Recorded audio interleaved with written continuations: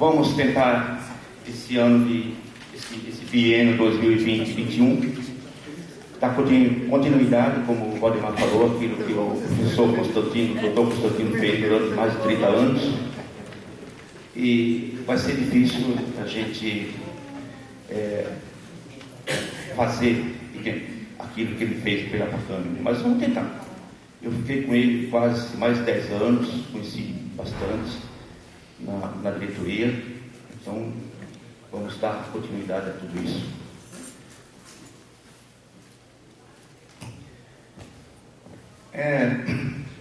Hoje tem bastante presente para vocês aqui, mas antes disso, segunda-feira,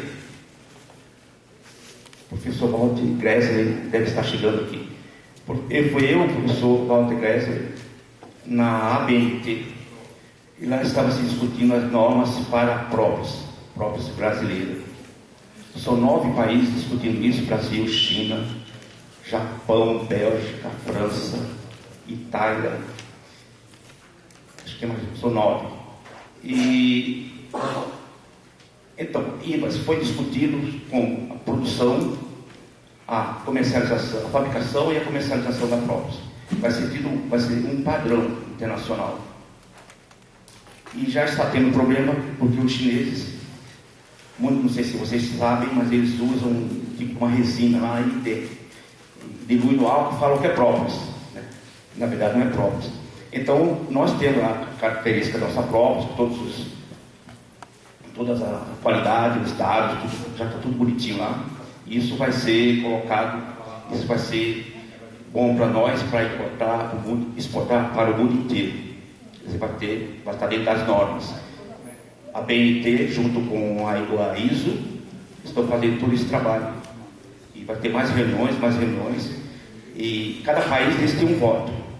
E a menina que está dirigindo isso aí, que é a doutora Tabemelo Barreto, e ela diz que os chineses chegam lá num grupo enorme de pessoas, e eles, mas só uma pessoa volta. Eles pegam a discussão, vai lá, discute entre eles, e depois eles voltam. Mas o que eles querem mesmo é fazer com que se possa falsificar nossa própolis, né? Isso o pessoal não vai deixar. E estava lá eu, Walter Gressler, estava o pessoal da Federação de Minas Gerais, o pessoal do Paraná, do Rio de Janeiro, até do Pará tinha pessoa, a comunidade científica estava lá com as pessoas. E o que faltou lá? O representante da Federação Paulista, agricultores, representante da CBA, também não tinha ninguém representando nós. Então, agricultor tinha eu, mais uma outra pessoa. E segundo o professor Walter Gressler chegando aí, segundo eles falaram lá que o convite foi mandado para todos, mas eles não compareceram.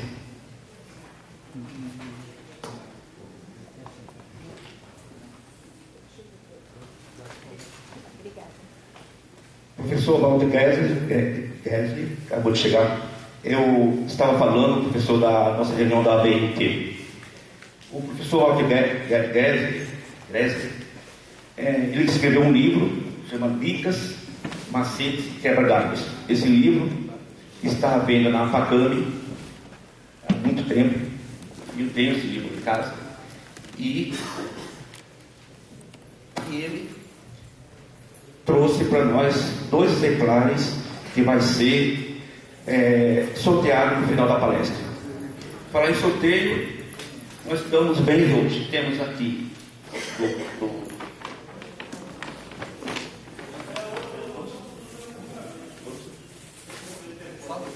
11 favos para ser sorteado entre nós. Eu estou.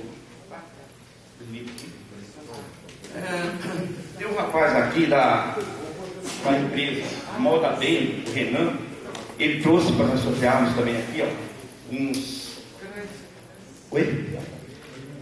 alimentadores Borne.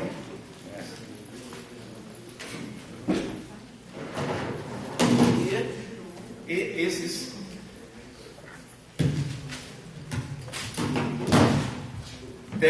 forte. Ou pega um alvar invertido, né? Não sabe isso aqui, né? Caixa de núcleo. Esse aqui é caixa de núcleo. Então isso aqui vai ser sorteado também. Cada um vai levar um, né? Claro.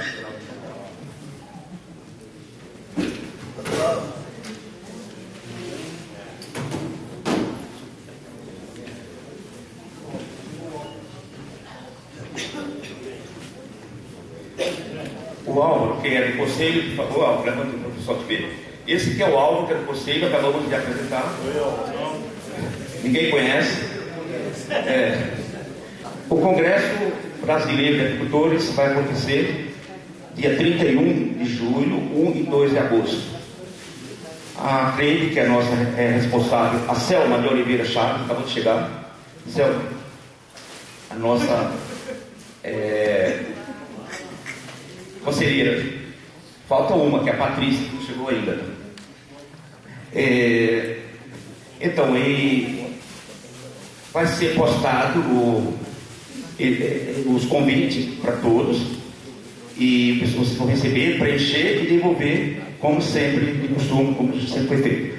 E são 30 vagas, eu acho. Só 30 vagas, e vai ser por ordem de chegada. Então, quem... A inscrição vai ser por ordem de chegada. Quem chegar primeiro e vai ser feito. E quem não conseguir entrar, se tiver mais de 30, depois aí fica numa lista de espera e, se Deus quiser, vai dar certo, né? Com certeza. E como eu falei, o Celso Henrique, que ficou de vir hoje, não veio porque ele está numa reunião para o Congresso Brasileiro de Agricultores lá em Engenheiro Coelho, que vai ser 2022. Bom, feito tudo isso, acho que mais alguma nada. Então, pessoal, hoje, a Patrícia acabou de chegar. Patrícia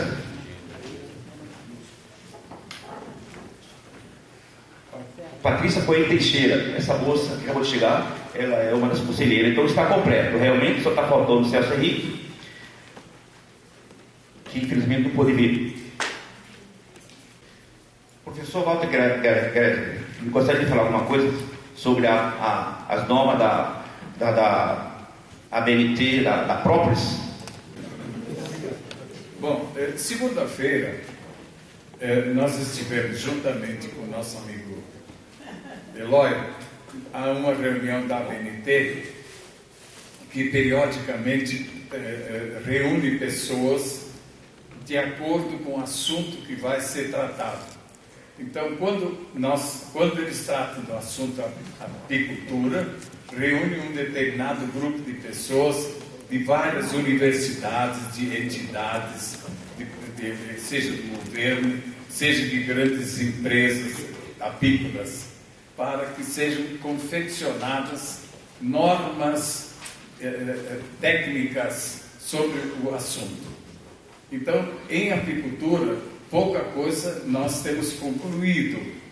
Eu participei há 3 anos atrás da confecção das normas técnicas sobre construção da caixa, baseada nas medidas Langstroth. É muito trabalhoso, não é fácil assim. Vamos reunir o pessoal, vamos decidir isso. Não é assim.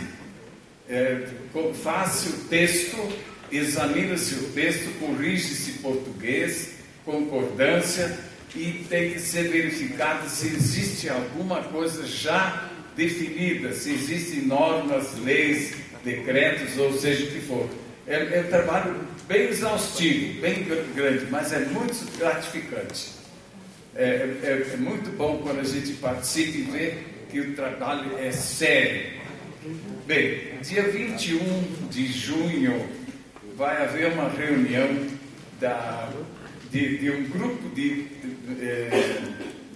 grupo de países, se não me engano são 8, que vão tratar, 9, né? 9, que vão tratar de normas sobre mel, própolis, pólen, geleia real, esses produtos, principalmente sobre própolis. Por quê? Porque própolis é, no momento, o produto-chave da apicultura. Não é o mel, é o própolis. A China está importando própolis, toda ela que conseguimos praticar, coletar. E essas normas, elas têm que ser adequadas naquilo que já existe nos outros países também. Então, não posso simplesmente fazer uma norma brasileira, é isso aqui. Não, ela tem que estar em consonância com os outros países também. E por isso que essas coisas são demoradas. Vai ser decidida uma porção de entraves para importação e exportação dos produtos apícolas em si. E fiquei extremamente surpreso quando os chineses, que vão participar desse grupo também, queriam que, paralelamente a tudo aquilo que fosse decidido em relação a própolis, botando parênteses, natural, eles querem a toda força que seja feita também uma norma para própolis falsa. A China está fabricando própolis falsa e ainda querem por cima fazer normas. E essa é uma luta muito séria que está sendo travada com nós brasileiros. E tudo indica e mostra que o Brasil está na cabeça desses assuntos. O Brasil está sendo muito importante por uma porção de possibilidades que o nosso país tem. Então, nós podemos, eu acho que dá para fazer 10 vezes mais coleta de própolis do que nós estamos fazendo hoje. E tudo que se produz tem mercado. Vai ser uma luta bem difícil para nós conseguirmos dobrar os chineses, porque eles querem toda a força que as normas sejam de acordo com o que eles querem. Mas a nossa turminha aqui não deixa não. Nós temos muito boas pessoas que estão encarregadas ou que participantes dessas normas. A próxima reunião sobre própolis vai ser no dia 15 de abril. Dia 15 de abril em São Paulo. A BNT ainda vai já disse onde é que vai ser. Vai ser na sede da BNT, lá nos Campos Elíseos. E, como sempre, naturalmente, que eu tomei a liberdade de convidar o nosso amigo Eloy. Ele está muito entusiasmado com a ideia. E dia 15 vamos estar lá participando de parte das normas da própolis. Não vai dar para terminar na próxima reunião. Ainda vamos ter provavelmente 2 reuniões sobre esse próprio assunto. Bom, como novidade, tenho que dizer para vocês que estou com prazer imenso de estar aqui entre vocês, revendo uma porção de amigos e conhecendo novos. Muito obrigado.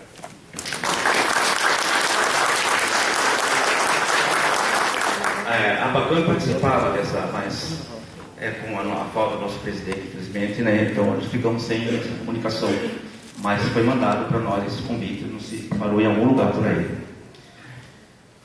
Bom, feito isso, vamos apresentar o nosso palestrante, que é Fernando Araújo Spinelli, que também vai, a partir de agora, vai fazer parte da nossa diretoria. Que seja bem-vindo, Fernando.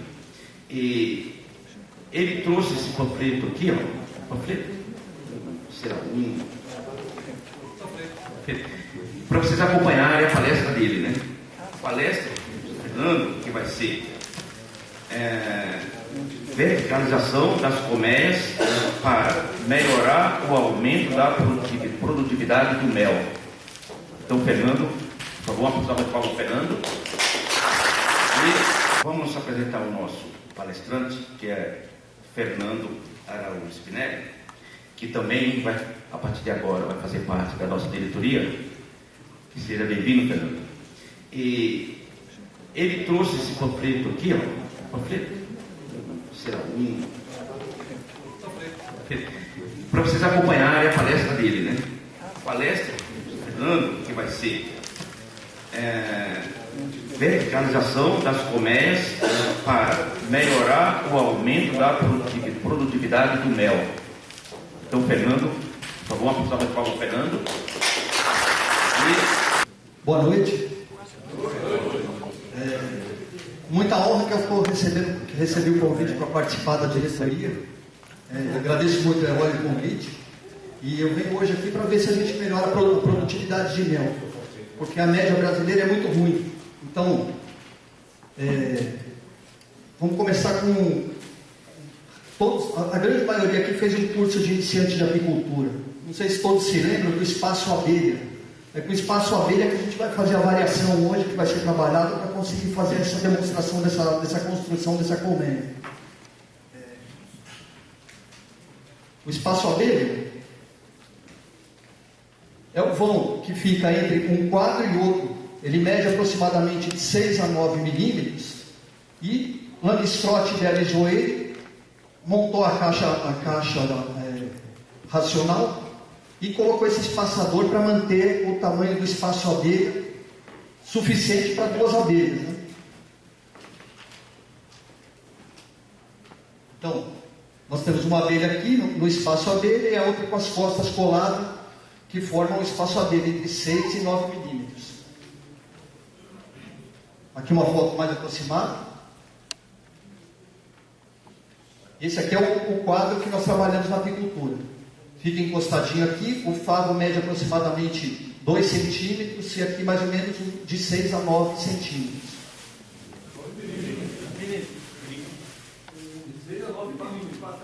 9 milímetros, sim. 9 milímetros.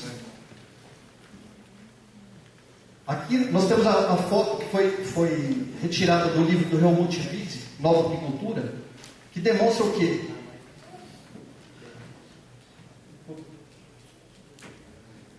Demonstra que a rainha tem que encostar a ponta do abdômen no fundo do alvéolo para soltar o ovo.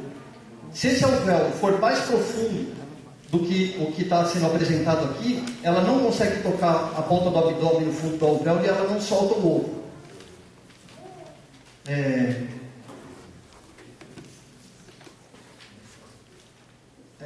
Então hoje nós vamos trabalhar o espaço abelha, que é o seguinte: nós vamos tirar do padrão de Langstroth, espaçando os quadros, e com isso o espaço abelha continua sendo respeitado, entre 6 e 9 milímetros, e os favos vão ficar sempre maior do que o tamanho do quadro. Vocês podem passar a linha, ele está saindo para fora do que seria o Langstroth idealizou do espaço abelha. Os favos já encostaram e os quadros não encostaram. Então nós vamos trabalhar com esse sistema para a produção de mel. Então o que vai acontecer? Se a rainha subir para a melgueira, os favos são mais largos, ela não vai encostar a ponta do abdômen no fundo do alvéolo e não solta ovo. Então não precisa usar aquela destruidora. Se a gente trabalhar com espaçamento, isso aqui é uma melgueira, com espaçamento dos quadros, todos eles com um vão de mais ou menos uns 3, 4 milímetros, a gente trabalha com 8 quadros e a metragem cúbica de mel aqui chega a aumentar. Por quê? Porque aqui com 8 quadros nós temos 9 vãos. Se fosse 10 quadros, nós teríamos 11 vãos. Aumenta em quase 1 centímetro de mel que vai ser acrescido nesses quadros, que vão ficar maior do que o normal. Para a gente conseguir fazer a verticalização, eu vou me basear que todos trocam rainha anualmente, colocam cera alveolada nova sempre que necessário, trocando os favos velhos escuros. Alimentação estimulante, tem que ter uma boa florada. E para mim, a minha florada abre 1º de novembro.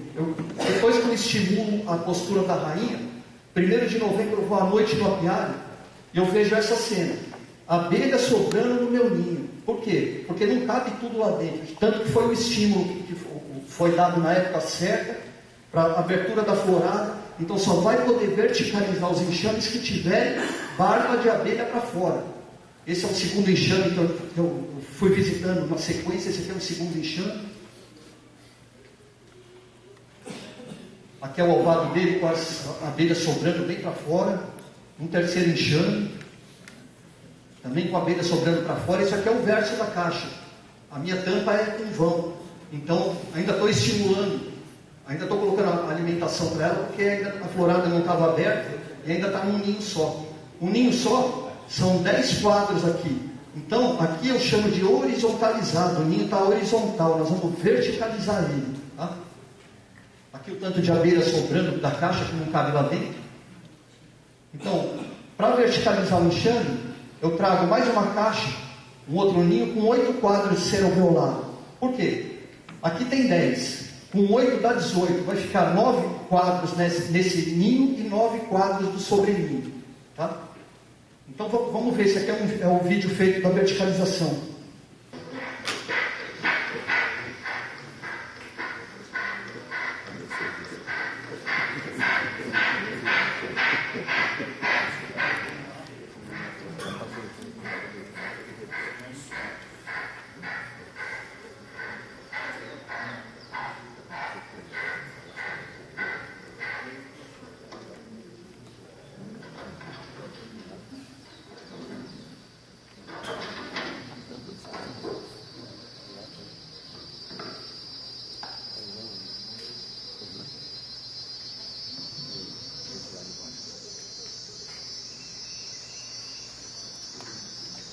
Se vocês repararem, vocês vão ver que do primeiro quadro até o último quadro aqui, todos eles vão estar de cria. Com uma alimentação estimulante, eu consigo fazer com que todos os 10 quadros fiquem de cria da rainha. Tiro 4, né? E os outros 4 que ficam, 2 de cada lado.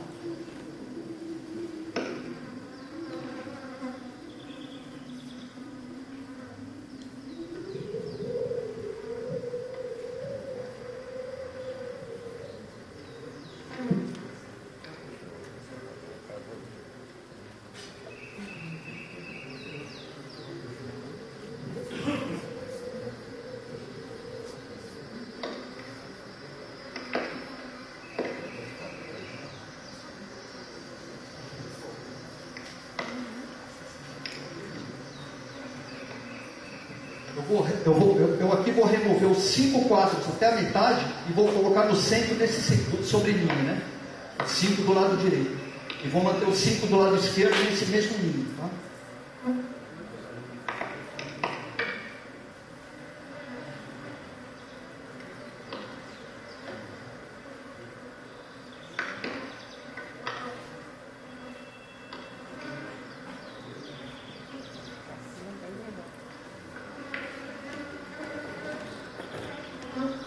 Deixando todos juntos, como o Languedoc propôs, todos juntos encostados.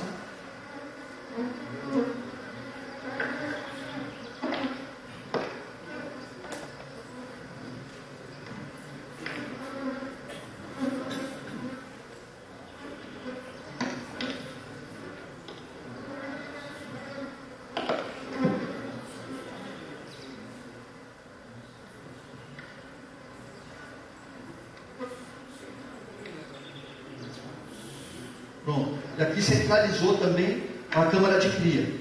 Então, câmara de cria no sobreninho centralizado, câmara de cria no ninho embaixo centralizado. Acrescento 2 quadros de cera alveolada, que é da onde vai vir o mel.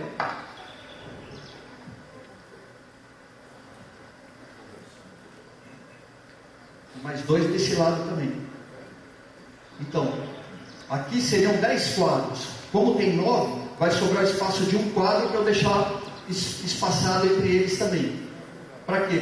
Para acontecer aquilo que acontece com o fado. O fado vai ficar mais grosso, a rainha vai sair daqui do meio da câmara de cria, mesmo que ela ande por aqui, ela não vai pôr ovo ali vai sair mel mesmo, né?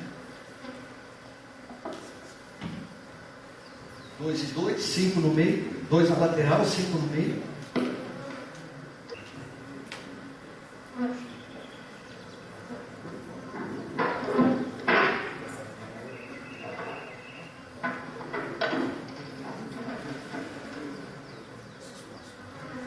Pronto.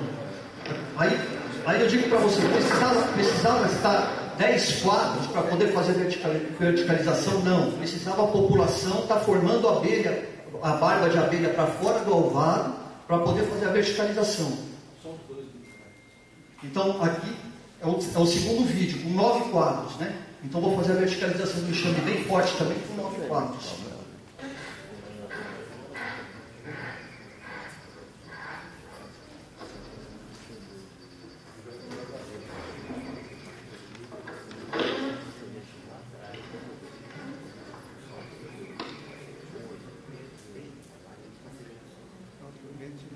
Bom, reparem, né? Esse é um enxame forte, ainda não tinha chegado aos 10 quadros de cria, mas vamos verticalizar ele mesmo assim, porque tem população suficiente já para poder fazer a verticalização. Remove 4 quadros, vieram 8, remove, coloca 2 num canto, 2 no outro.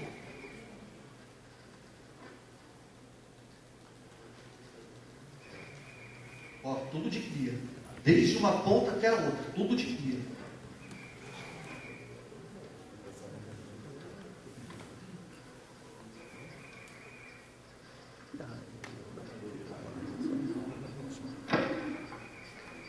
E eu já deixo um espaço, um vão no meio para acrescentar uma cera alveolada aqui no meio. E deixo os outros 5 aqui onde estão no ninho. Centralizo. Acrescento cera alveolada na lateral. Já dando espaçamento para o favo ficar maior.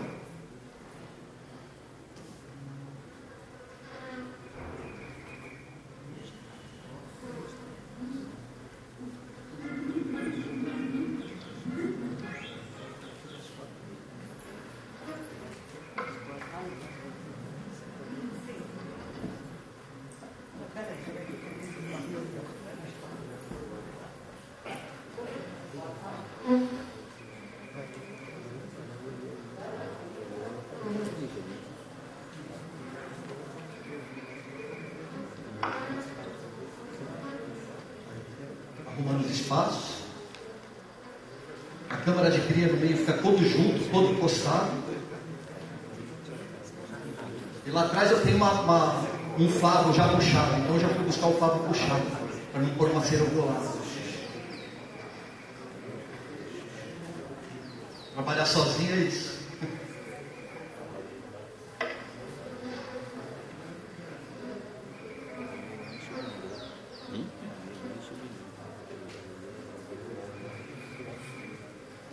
Ordenar em cima do outro.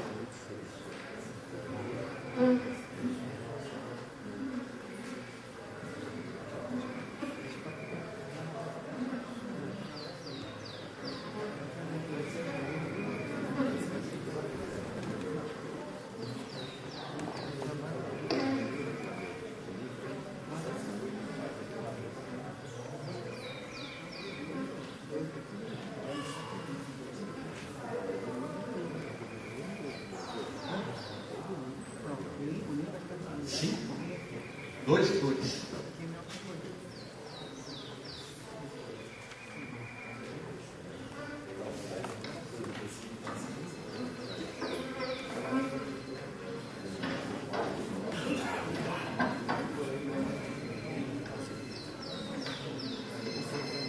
Isso aí. Então, vamos ilustrar agora. O que foi que eu montei? A câmara de cria com 5 quadros fica centralizada. A câmara de cria com 5 quadros fica centralizada no ninho e no sobreninho. E 2 favos espaçados na lateral, que vão ser 2 quadros que vai obrigatoriamente se tornar mel, por causa da distância deles. 2 de um lado, 2 do outro, 2 de um lado, 2 do outro.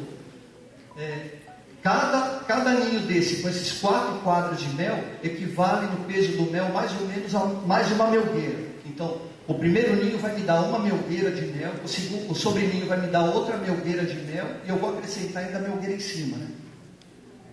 A aparência do enxame, depois de montado já em produção, é ninho, sobreninho e a melgueira aqui, é o tanto de abelha, né? Tem que estar com volume de abelha. Sem volume de abelha, você não vai conseguir produção, não. A montagem do ninho, então, está aqui bem especificado. Os 5 quadros centrais, eles vão encostados, porque é a câmara de cria. os 2 quadros laterais e os 2 do outro lado vão com espaçamento para poder o favo ficar maior e a rainha não faz postura. E a melgueira, todos os quadros vão com espaçamento na parte de cima. Aí a organização dele fica: a câmara de cria no centro, mel na lateral e mel em cima. É mais ou menos a forma de um U invertido para baixo, né? A aparência da melgueira, produtora de mel, com esses 8 quadros, é dessa forma que fica. O vão espaço abelha sempre respeitado, e os favos todos pulando para fora, tá vendo? Isso aqui é uma melgueira cheia de mel na colheita. De outro ano, todo percolado.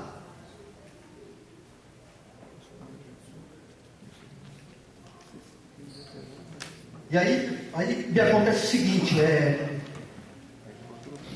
com essa forma que eu trabalho com 8 quadros na melgueira, os favos, se eu colocar numa centrífuga comum dessas que a gente compra sem encomendar para 8 quadros, na hora que os quadros vão encostados para centrifugar. Então, quando a gente vai encomendar a máquina centrífuga, tem que pedir com um espaçador, porque senão eles vão encostar e o mel não vai sair de dentro do favo, não vai conseguir fazer a centrifugação dele.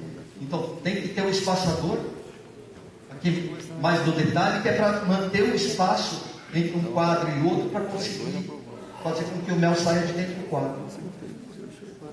E outra regra que a gente tem que seguir, na minha florada, é uma florada que é um mel que ele cristaliza no favo com muita facilidade, que é o capixingui.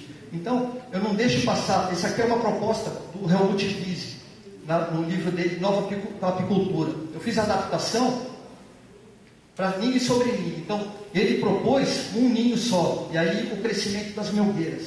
A minha proposta, estudando a proposta dele, eu trabalho com 2 ninhos sobre ninho e uma melgueira. Para o mel não cristalizar no favo, para mim, eu não faço esse acréscimo de mais melgueira. Eu já colho tudo e renovo, e minha estrutura fica sempre desse tamanho. Mas tentem a oportunidade de que o mel não cristaliza dentro do favo, você tem que seguir essa ordem para ir acrescentando as melgueiras. Então, montou um ninho sobre ninho e a primeira melgueira. O mel vem enchendo as caixas sempre de baixo para cima, e em forma de pirâmide. Quando o mel chegar, quando você abre essa tampa da melgueira aqui em cima, que já vê que já tem mel, a cera violada sendo puxada, e já tem mel sendo depositado, você entra com a segunda melgueira em cima. Aí, aqui, isso significa o quê? Que embaixo já está tudo cheio de mel, porque se aqui em cima já está o mel, embaixo já está todo o mel. Com a segunda melgueira, a primeira já operculou. Então, aqui embaixo, no sistema proposto por mim, também já está todinho operculado. O crescimento do mel vem em forma de pirâmide. Então, é sempre no centro onde vai aparecer o primeiro sinal de puxar cera e o depósito do mel. Quando o mel, você abre a tampa, quando o mel começar a chegar aqui na parte de cima, que você já vê o mel aqui, significa que já está operculado essa. E aí é o momento de acrescentar a terceira melgueira, e a segunda que estava em cima passa para baixo, porque está mais perto da câmara de cria, e o amadurecimento desse mel, a operculação, se dá mais rápido. Aí vamos continuar observando na florada. Aí o mel vai encher essa melgueira, vai passar essa que já está operculada, e vai subindo aqui. Quando a gente abre essa tampa de novo da terceira melgueira, que o mel já está puxando a cera e já tem mel depositado, acrescentamos a quarta melgueira e a terceira melgueira vem para baixo da segunda. Dificilmente num sólido desse, a quarta melgueira vai encher, porque aqui uma abelha vai ter 1, 2, 3, 4, 5 melgueiras para encher. Eu acho que o período mais ou menos para uma abelha conseguir encher uma melgueira dessa, ou um canto de um sobreninho desse, é de aproximadamente de 1 semana a 10 dias. Então nós temos aqui 1 semana, 2 semanas, 3 semanas, 4, 5 semanas, 6 semanas, 1 mês e meio a 2 meses. Qual florada que fica tão florida assim, tanto tempo, né? Durante 2 meses para chegar em tanto mel assim em produtividade. Então eu acredito que no máximo chega em 3. A gente não deve acrescentar mais do que isso, até porque se acrescentar muito espaço, a colmeia entra em colapso, ela não consegue trabalhar também. É isso aí. Agradeço a presença de todos e espero que Isso ajuda na produtividade de vocês, no sítio de vocês.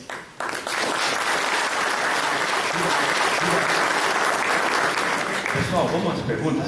Vamos levar o microfone até as pessoas para botar a ordem. Alguma pergunta? Eu tenho. Fernando. Sim.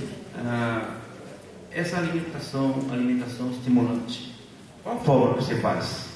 A forma que eu Porque trabalho... eu tenho discutido muito com o Álvaro lá, vamos acordar aí, sobre a alimentação. Qual forma que você usa? Qual a forma que você usa para essa alimentação?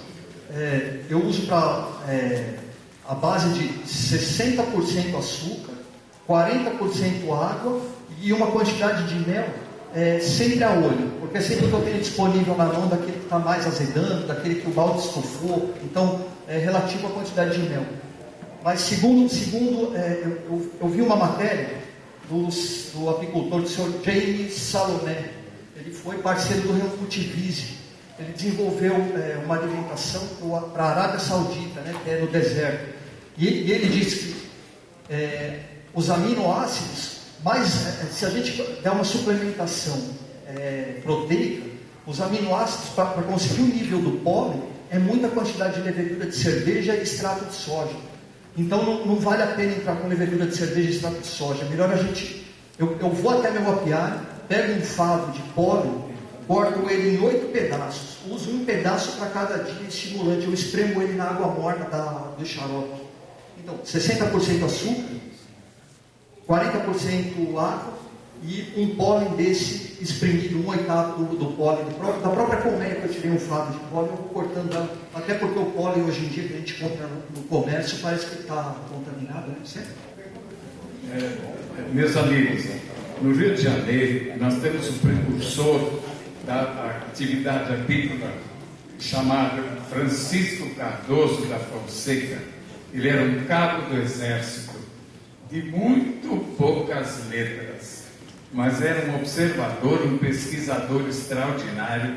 Ele conseguiu, a partir das abelhas que ele tinha, que eram aquelas de origem alemã e italiana, e conseguiu, por eliminação sucessiva, conseguir aquelas abelhas chamadas abelhas áureas. As abelhas áureas são uma coisa linda, dá vontade de pegar uma abelhinha daquelas e colocar na gola de uma senhora como enfeite, porque é muito bonito, mas são pouco produtivas. Bom, eu queria dar um palpitezinho aqui rápido, o seguinte.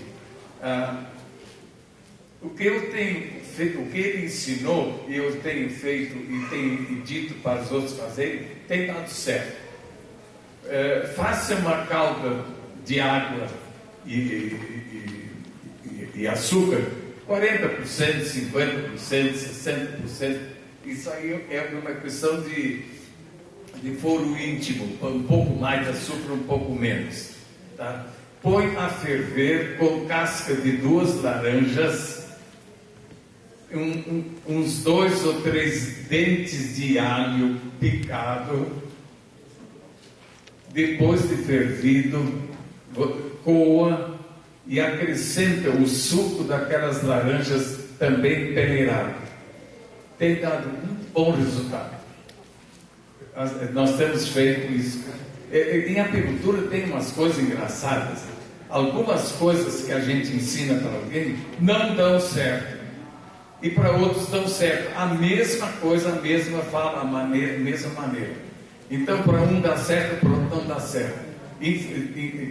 É a capacidade da pessoa de fazer aquilo, prestando atenção no que está fazendo, para fazer exatamente aquilo, ou usando a própria esperteza e fazendo umas pequenas modificações. Minha filha que gosta de fazer com receita de cozinha, ela gosta de fazer as modificações e fica muito melhor. Então experimente, quem sabe, é uma maneira bem barata, só não é igual porque não coloca mel, porque mel é caro. Eu queria te fazer uma pergunta estrutural. Quando você faz os favos, elas vão no ninho e no sobreninho, elas vão colocar o mel, e aí você vai fazer revisões, né? Porque ao longo você faz algumas revisões. ou uma ou duas, só para a mulher que uma coisa está andando. É muito difícil você manusear, tirar todas as milgueiras, para você chegar até o ninho, o sobreninho, no meio da florada. Veja só, todo o manejo feito com a parte viva da abelha, com troca de rainha, alimentação estimulante, tudo isso, troca de cera velha por cera alveolada, tudo isso a gente já pressupõe que já foi feito durante o ano. Então, na época da produção de mel, não precisa mais estar fazendo inspeção na parte viva de abelha, né? A gente tem a garantia de que já foi feito o trabalho anteriormente à abertura da florada. Então, na florada, para conseguir saber, para a gente poder, a maneira mais fácil de saber se o mel já está vindo ou não está vindo, só levanta a tampa. Porque toda a parte de baixo, depois de montado nessa estrutura, toda a parte de baixo, se chegou na tampa é porque a parte de baixo já todinha encheu de mel. O mel vem de baixo para cima em forma de pirâmide. O que significa? Que ele lá na tampa vai bater primeiro do centro para fora. Então, abriu a tampa, viu que já a cera do central já está puxada, já está acumulando mel, já é significado que já cabe outra melgueira, porque em uma semana, até no máximo 10 dias, elas já encheram essa melgueira de mel. E se não tiver trabalho, ela enche a meia, né? Então é sempre bom sobrar peças da apicultura, sobrar peças da colmeia, do que faltar, né? Porque a gente perde a matéria viva. Eu uso o mesmo sistema, mas é um pouquinho diferente. Uhum. Eu uso o ninho e o sobreninho, uso com os 10.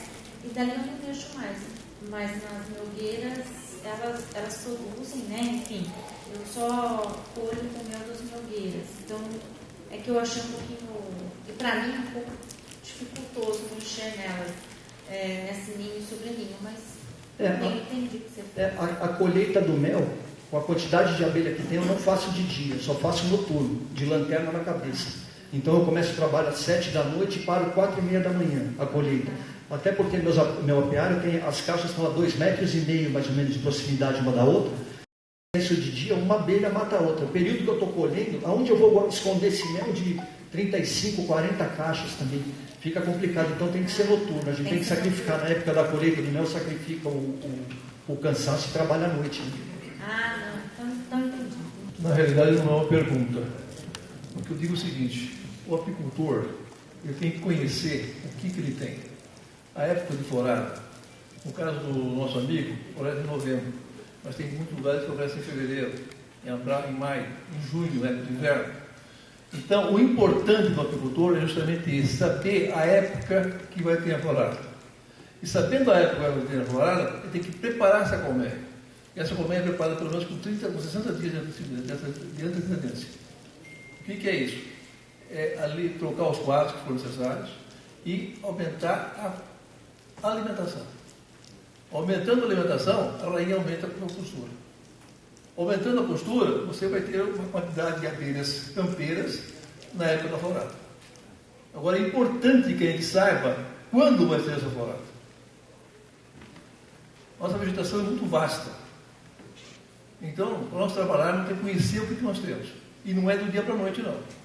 É um levantamento que vai demorar pelo menos uns 2 anos, para você saber a época exata da florada que tem, para você preparar as colmeias para ter a produção que você quer. Fora isso, meu amigo, é perder tempo. Então hoje, por exemplo, entrando aqui, tem um colega nosso que queria conversar comigo para ver o que podia fazer para melhorar a produção. Trabalhar um pouquinho mais com as abelhas.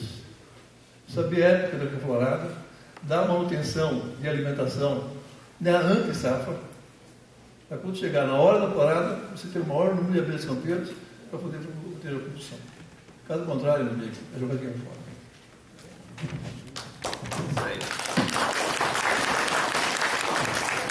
Pessoal, todo apicultor tem que ter um caderninho, né? Como o Zavar falou. E anota a florada, quando abre, eu faço isso, por vez, toda semana, e aí fazer esse acompanhamento. Calendário florada, você cria. Bom, boa noite, eu sou o Carlos Honório, sou do litoral. Produzir mel no litoral é um desafio muito grande. A pergunta é o seguinte: na sua colmeia, o alimentador está em cima da colmeia. Você perfurou a tampa e se alimenta, como faz? Perfurei a tampa. O alimentador meu é de teto. Eu fiz o furo da tampa da mesma bitola que seria o Boardman, né? Porque eu acredito que a alimentação por cima dá maior chance de defesa para a abelha. E um dos grandes problemas de apiário, de muitas colmeias com 2 metros, 2,5 metros, uma colmeia da outra, é o problema da pilhagem. Então, no meu caso, especificamente, eu tive sucesso com o alimentador por cima. O bode, eu acho que fica muito próximo do alvado para as pilhadeiras chegarem e roubarem, é mais fácil, entendeu? E aí desencadeia toda a pilhagem que pode levar até o final da colmeia, né? Boa noite. Eu quero fazer uma pergunta ao nosso palestrante aí. Eu estive conversando com ele. É sobre, você disse que faz alimentação com própolis, na ocasião que eu conversei com você. Você faz com própolis e a soja. Você disse que derrete o própolis, faz aquela calda. Não é o pólen, é o pólen. Você derrete ela para fazer. Qual é a porcentagem disso? Então, eu mais ou menos para um balde de 18 litros de xarope, eu uso mais ou menos quase umas 50 gramas de pólen, que é mais ou menos que 1/8 do favo, que eu pico ele em 8 pedaços, um favo. O favo normal você pica ele? Eu corto ele e guardo o resto na geladeira. Então eu tiro 1/8 dele, amasso dentro desse xarope com a água morna, amasso, fica um amarelo mostarda lindo. É isso que você Fica um aroma delicioso. E assim sai o mel junto ali também? Então, na verdade, essa alimentação artificial ela não vai aparecer no nosso mel da colheita, né? Porque ela faz parte da câmara de cria. Então é o mel que até se tiver armazenado, é melhor não colher, mantém a câmara de cria sempre intacta. Com essa alimentação. Isso, essa alimentação que a gente dá, até porque tem açúcar, e se for feito análise, aparece, né? Então, a alimentação artificial eu suspendo ela no dia que eu verticalizo. Até a véspera do dia da verticalização eu alimento artificialmente. Tá. Muito obrigado pela explicação. Mais alguém? Álvaro, você queria perguntar? Microfone para o Álvaro. É que eu debato muito esse negócio de alimentação e não tem alimentação que eu já não fiz. Até esse curso eu estou moendo caldo de cana, fervendo, acrescentando açúcar e congelando, para você fazendo esse sistema com ácido cítrico, você não tem azedamento, fermentação na colmeia, né? Uma semana no alvado da caixa. Agora eu vou falar para vocês, tudo que foi posto aqui, eu já pesquisei, já fiz alimento só com mel para colmeia, fiz alimento 70% de água, 30% de mel, tipo a cópia do néctar que entra para a abelha. Fiz com pólen triturado, misturado com mel. Nunca, eu falo isso, nunca consegui chegar em situação de fazer um enxame crescer e ficar no ponto que é um enxame que quando chega na florada. Por que eu falo isso? Porque eu vendi muito enxame, faço enxame para vender, e se eu conseguisse fazer uma alimentação, eu conseguisse fazer um enxame pequeno, crescer no potência do enxame, no tempo de safra, o que eu ia fazer com meus enxames? Eu ia fazer um enxame, agora nessa época eu tenho que alimentar a abelha, porque a turma falou que lá também eu tenho mel, outubro, novembro, dezembro, né, que é o cambará, e nunca consegui isso, porque senão eu ia começar a dividir a abelha para quando chegar no tempo de safra eu já estar com o dobro de colmeia, nunca consegui. Existia uma época aqui, que o Zovaio lembra, o que foi? Uma ração que fizeram aí para a abelha, que também ofereci quando eu tinha 600 caixas, hoje eu não tenho essa quantidade, para nós fazer o teste, nunca consegui nada. A única coisa que eu consegui na colmeia, com excesso de alimentação, foi bloqueamento do ninho. O que aconteceu? A abelha coletou o mel, não travou a postura e nunca consegui. Então eu tenho isso aí, eu nunca consegui nada com alimentação. Até ficou de um rapaz aqui atrás de uma alimentação, que até hoje não trouxe, né? Para a gente fazer, e o apiário está à disposição de quem quiser tentar fazer esse tipo aí. A única coisa que eu consegui relativamente mais próximo foi o melado de cana. Quando eu tinha abelha em Casa Branca, na plantação de laranja, o que acontecia? Tinha o corte da cana, que não era com máquina, era manual, e o que acontecia? As enxames cresciam Daí nós tínhamos mel de cana, tá? Outra coisa que eu vi, uma coisa assim que a turma está perguntando, como que eu alimento a abelha? No momento que você colocou melgueira, colocou alguma coisa, a melgueira para a produção de mel, você não alimenta mais. Porque se você alimentar, esse mel vai ser misturado com o mel que é coletado da florada. Entendeu? Então tem que tomar muito cuidado com isso aí, entendeu? Porque outra coisa que eu também, é tudo que eu vou estudando, esse negócio de pôr quadro com 8 quadros, tá? Funciona. Não é que não funciona, funciona. Só que tem um problema. Quando a abelha está começando a construir o favo, a puxar, ela alcança o final dela e bota. E daí no meio desses quadros, isso eu estou falando de cera violada, no meio desse vão ela vai preencher esse espaço da abelha para ficar no espaço que ela quer. Não sei se alguém já viu isso, entre um quadro ou outro, tipo uma folha que a abelha puxa para poder acertar o espaço da abelha.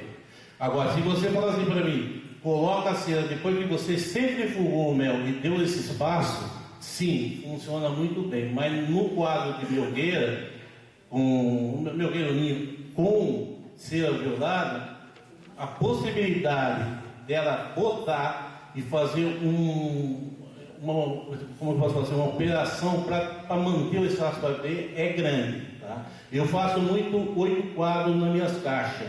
Mas como é que eu faço? Quando não tenho quadro construído, eu coloco os 8 quadros, que é o quadro de 3,5 cm de espessura, coloco a tela excluidora, ela puxa, depois eu arranco a tela excluidora e vou passando para as outras. Eu, assim, muita gente não gosta, mas eu, nessa parte eu concordo com o Radamés. Produção que é lenta no apiário, pode usar a tela. Produção igual na laranja não precisa de tela. Ela é tão rápida, igual quando tem o cambaia lá, ela é tão rápida que ela enche de mel e não dá tempo da rainha botar. Até sufoca a rainha, certo? Portanto, gente, tem que fazer o álbum, como o álbum estudar. Né? Porque o que ele acabou de falar é tela excluidora, é um negócio que muita gente questiona se usa ou não usa. Está aí explicado.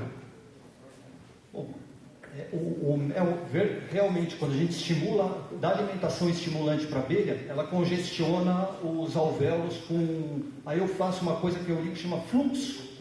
Eu tomo esse espado de mel, levo a 100 metros do apiário, ponho à vontade para todo mundo chupar e devolvo a alimentação de novo à noite. Arranco de dia, devolvo de noite. É fluxo, a rainha tem que ver o fluxo. Se ela não vê o fluxo, ela não põe ovo, ela tem que ver o fluxo. Né? E aquele favo que nasce no meio, quando a gente levanta a tampa para ver se chegou o mel já na melgueira em cima, ele vai levantar junto. Já arranca ele, força a barra para ela. Não, eu estou falando por questão de mel. Questão de a rainha não botar. Entendeu? Não é relação do mel. A rainha bota porque, igual você explicou, a rainha vem, encosta o ferrão lá e encontra a fundura da célula. Só que quando a abelha está puxando, a célula ainda está pequena, ela vai lá e bota. Daí o que acontece? Ela não consegue puxar aquele favo grosso. O que acontece? Ela vai construir um favo fino no meio para fazer o espaço abelha. Dá um equilíbrio, né? Entendeu? Aí a relação é velocidade da rainha de postura com o que está entrando de néctar, para ver quem é mais rápido, né? Quem for mais rápido é quem vai usar a cera violada. Mais questões? Mais perguntas, gente? Mais nenhuma? Todas assinaram a lista de presença? Quem não assinou? Vamos agradecer a palestra do professor Fernando e agradecer, obrigado, Fernando. Eu acho que valeu. Quem tinha dúvida agora tirou as dúvidas e acho que parabéns.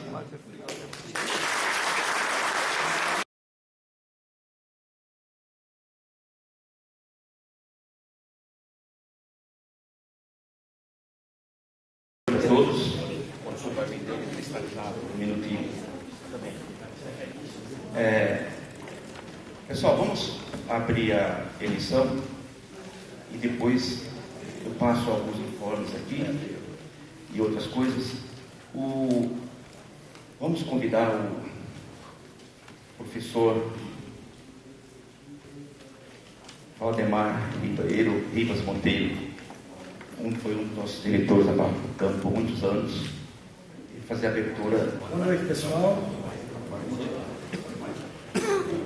Eu fui incumbido de apresentar a chave da próxima diretoria e, ao mesmo tempo, desde já quero almejar o máximo de sucesso para a lei e dar prosseguimento à nossa história, começada com Constantino Zara Filho, que fez dessa associação uma referência nacional.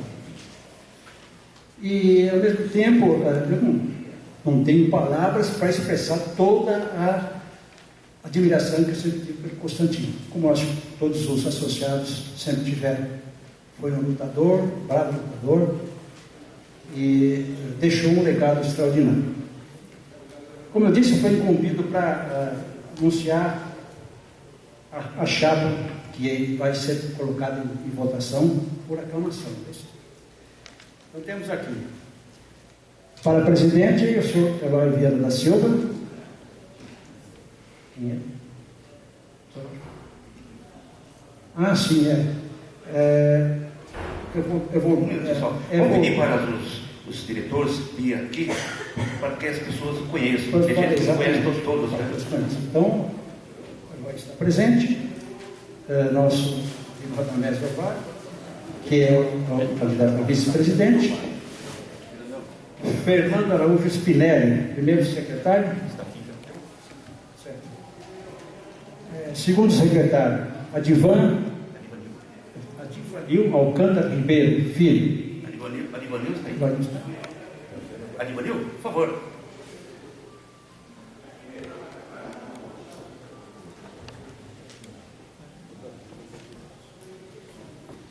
Tesoureiro, Joshi Tadano.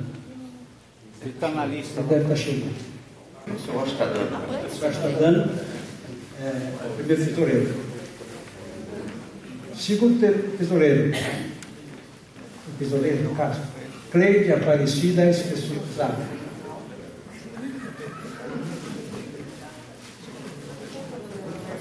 Por favor, dona Cleide. Quem ela não conhece? Quem não conhece, presente. Diretor técnico, Celso Henrique. O Celso Henrique, ele não pôde vir hoje, porque ele está numa reunião junto com a comissão do Congresso Brasileiro de Agricultores para 2022 em Engenheiro Coelho, portanto ele não pôde comparecer hoje aqui. Diretor jurídico, seria Sebastião Donizete Alexandre, está presente.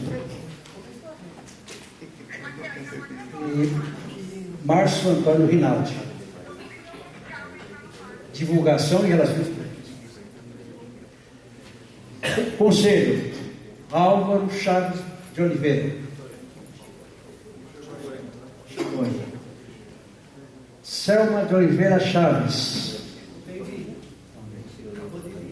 E Patrícia Coelho Teixeira. Esta é a chapa que foi apresentada. E espero que esses componentes façam jus à importância que tem a nossa associação. E gostaria que eles tivessem uma gestão profícua e bastante... É comigo? Uma gestão profícua e bastante sucesso. É isso.